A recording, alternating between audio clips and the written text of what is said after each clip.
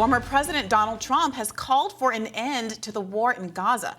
You heard that right. In a recent interview with two Israeli journalists, Trump said October 7th was one of the saddest things he's ever seen, but took a departure from many of his fellow Republicans. Public support for Israeli Prime Minister Bibi Netanyahu, saying Israel should end the fighting. You have to finish up your war. You have to finish it up. You got to get it done. And I'm sure you'll do that. And we got to get to peace. You can't have this going on. And I will say Israel has to be very careful because you're losing a lot of the world. You're losing a lot of support. The two Israeli journalists said what they heard from Trump shocked them. So this was a very interesting write-up in the New York Times that I flagged yesterday with the Israeli people that Trump has met with actually being very concerned that, you can read that almost two ways. When he's saying, finish the job, finish the war in Gaza, one can go to it. Does that mean, a greater military effort, more militarism? But they're concerned that what he means is not that. What he means is that Israel is starting to embarrass itself on the international stage, lose a lot of its support. Trump knows this could be bad for U.S. security. And I mean, he's kind of leaving it ambiguous enough that you can read what he's saying in multiple ways, which is a criticism we've made. But the people who know very much about Israel from the pro-Israeli side are not liking what they're hearing. Right, and there's statements that Trump has made that are not ambiguous at all. He got some flack from the establishment when immediately after October 7th in his first comments, he was critical of Netanyahu and his failure to have security in place that would have prevented the October 7th attack in the first place. There has been reporting that he is still bristling from Netanyahu's acceptance of Biden as the winner in 2020 and not Donald Trump. And specifically, these most recent comments have been scrutinized by the two journalists that he was speaking to, their Israeli journalists, because there was no mention in Trump's remarks of a as a hostage exchange, rather, as a condition of ending the conflict.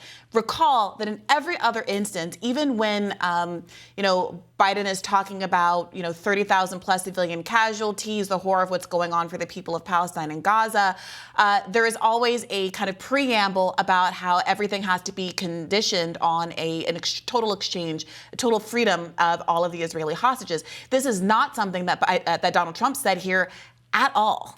Yeah, this Times story says, again, supporters of Israel are parsing every utterance from Mr. Trump, looking for a sign that in a second term, he might not be as reliable an ally as he was in his first term. As you said, his first impulse after October 7th was actually to criticize Netanyahu for security lapses. It's very interesting that I don't know that Trump is actively going to run on this, but some of the disenchantment with Biden from progressives or anti-war, anti-interventionist voices, maybe the fact that if Trump doesn't even signal that he's not going to say anything very substantive on it, but if he signals like, I'm not going to be even harder than Biden on this, in fact, I think we got to bring this to a swift end, that is going to sell people who are already feeling weak on Biden about this to just stay home, right? So the argument here is not that Donald Trump has had a radical change of faith and belief from what he believed when he was president of the United States, when he supported the move of the U.S. Embassy to Jerusalem, which the international community considers that part of Jerusalem, half of Jerusalem, as occupied territory, Palestinian territory that's occupied by Israel. You obviously have his son-in-law out here, as we covered, I think, on a radar last week or the week before, talking about beachfront development properties in Gaza. So I wouldn't read too deeply into this. What I would read into this is that Donald Trump is a savvy politician who has seen which way the wind is blowing and understands that there's an incredible political liability to backing Israel, as it just yesterday bombed a diplomatic facility in Lebanon, bombed a famous Western chef's aid convoy, killing 7 people, including multiple foreign nationals. And of course, just came out of this 2-week siege of Al-Shifa Hospital. And so what he's doing is modulating. Apparently, according to this New York Times article, he has been eagerly, enthusiastically consuming reporting about how disgruntled Democratic voters are with Joe Biden. And the article suggests that there might even be a move. It has been contemplated that he might run ads in Michigan and other places with large area of American populations and populations that are generally upset with Joe Biden over this, emphasizing Joe Biden's commitment to Israel, saying nothing about himself, but really exploiting the rift that is disproportionately affecting the Democratic Party. However, it's worth noting that it's not only Democrats that are upset right now. Majorities of Americans think that Israel has gone too far in Gaza. And this is a friction that has divided the Republican media sphere, the right-leaning media sphere as well. We've talked about this in the context of Candice Owens and her ouster from the Daily Caller. But most recently, here's a clip of an interview between Ben Shapiro and Megyn Kelly, where he's calling him out on whether or not his free speech commitments end at the Israeli border. The accusation is you are until it comes to Israel. How do you respond? I mean, what I will say is that we have a wide variety of positions on Israel right now inside the Daily Wire. Matt Walsh, obviously, is another one of the hosts at the Daily Wire. He and I wildly disagree about what America's Israel policy should be. Matt is much more isolationist. He basically believes the United States has no real interests in the Middle East, and thus the United States should not be providing material support to anyone, including the state of Israel.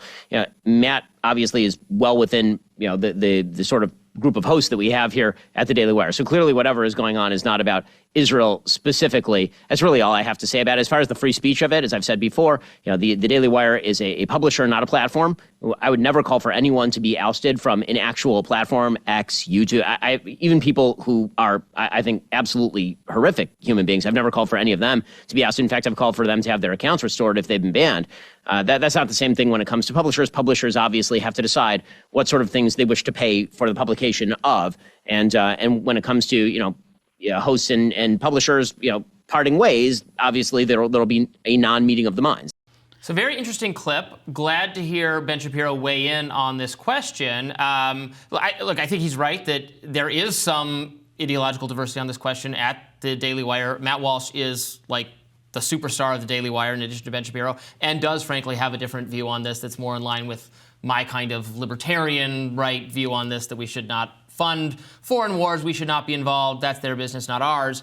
I'm more in that camp. Candice Owens was in that camp and then some, and has obviously parted ways with Ben Shapiro at the Daily Wire's urging. As that answer goes on, I'm not sure he really seals the deal or sells the package or whatever in terms of explaining why this is not cancel culture, only because so many people on the right have defined cancel culture in such broad terms as any time there is any kind of firing that is remotely ideological. Right, again, this is not a First Amendment issue, and we shouldn't conflate the two, because he's absolutely right that she has no right, or nor does anyone else, to work at a company and just like they pay you, and if they decide they don't want to pay you anymore, they get rid of you. And that's been the case in instance after some level of labor law, but whether it's professors that have gotten in conflict with various students and been let go for ideological reasons, people who've written at papers and been let go for ideological reasons, and every instance where some liberals have said, well, it's not really cancel culture because you're just losing your job. This isn't doesn't involve the government. This isn't a constitutional issue. If they're public universities, that might be. Republicans have pushed back consistently and said, no, basically making it an argument that because of the cultural the kind of uniformity of cultural beliefs and the kind of extent to which liberal cultural values have won the day in the public sphere, that it is constructively a cancellation. So what now does this look like when the predominant perspective on Israel-Palestine has been pro-Israel, along with the predominant valence of American foreign policy? When you start to get people let go from your institution because they take a contrary view, how is that not exactly the kind of thing we've been discussing for years in the cancel culture context? He also gets into that platform-publisher distinction, which I think has gotten a little bit confused and is legally not a separate category of things. People have tried to define social media sites as platforms, not publishers, or then if they engage in any kind of moderation, they're suddenly becoming publishers and they lose access to their Section 230 rights, which is just simply not true, and Section 230 does not distinguish between these two things.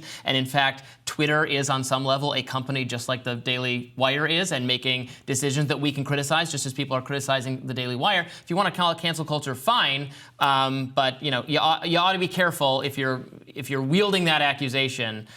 You should probably qualify it a little bit, that we're talking about egregious firings for utter nonsense, or for just expressing an opinion that is not actually that unpopular, is only unpopular among like I don't know, super elite progressives or something. I still think the term has some validity, but I'm not sure he's parsed it successfully there.